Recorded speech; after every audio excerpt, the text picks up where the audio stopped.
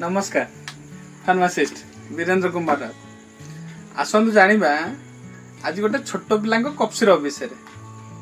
कौन से cough syrup ना शुणी थे Dabur company Honey touch syrup आपण छोट पिला को ठंडा हेले आपण हनी टच सिरप दे पारिबे बिना कौनसी एंटीबायोटिक कौनसी एंटीहिस्टामाइन कौनसी पैरासिटामोल किसी दवा दरकार ना अल्प ठंडा टिके ना आपण हनी टच सिरप बिना डाक्तर प्रेस्क्रिप्शन भी आनी दे पारिबे हनी टच सिरप एथरे इंग्रेडिएंट कौन कौन अच्छी हनी तुलसी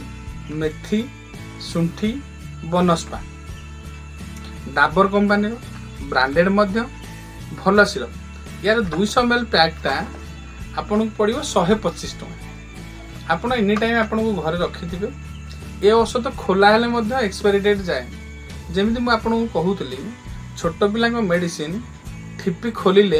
एक्सपायरी डेट मासे माने खोलिबा डेट होची मासे एक्सपायरी लेखा डेट जोटा एटा बंद सीसी रो एक्सपायरी डेट किंतु हनी टच रो सेमति नै जेहेतु एटा आयुर्वेदिक प्रिपरेशन नेचुरल प्रिपरेशन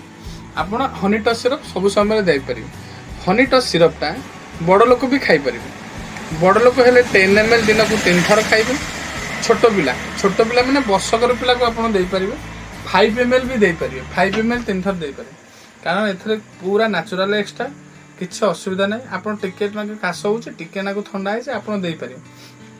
आज काली डॉक्टर माने अवॉइड करलेनी एंटीबायोटिक दियंतु नहीं नॉर्मल आग एंटीहिस्टामाइन दियंतु पैरासिटामोल दियंतु कास पे दियंतु यदि कमी गला भलो कर 2 दिन 3 दिन पर एंटीबायोटिक चालू करी सही समय रे आपण किछि दरकार नै जदि छोट पिला को ठंडा है आपण हनी टच सिरप आनी ट्राई करंतु हनी टच सिरप तुलसी ठंडा कमेबो मही भी ठंडा कमेबो आउ जो ता थ्रोट पाखे जो इरिटेशन है काश हुए काश भी कमेबो माने ठंडा कमेबो काश भी कमेबो जदि ज्वर आसे आपण पैरासिटामोल दे पारे किछ असुविधा नै किंतु हनी टच सिरप सबटु बेस्ट बिना साइड इफेक्ट वाला सिरप एथरे साइड इफेक्ट नाही अल्कोहल नाही आपण जे कोनोसी बयसर वर्गर लोक दे पारे बड़ लोक दे पारे छोट पिला दे पारे हाईली इफेक्टिव मत आपण भाबे बहुत गोटे लोक जोरसोर काश होउथिबो पेली होउथिबो कि पिला जोरसोर पेली होतो से समय आपण देबेनी ये काम करिवोनी नॉर्मल टे जस्ट आरंभ हेछि आपण हनी टच सिरप दे पारिबे जेहेतुटा सेफ आयुर्वेदिक आ ब्रांडेड मध्य 125 टका दाम 200 ml pack Honey touch branded देखि आनिबे हनी टच डाबर कंपनी पढ़ी के आनिबे भल काम करिबे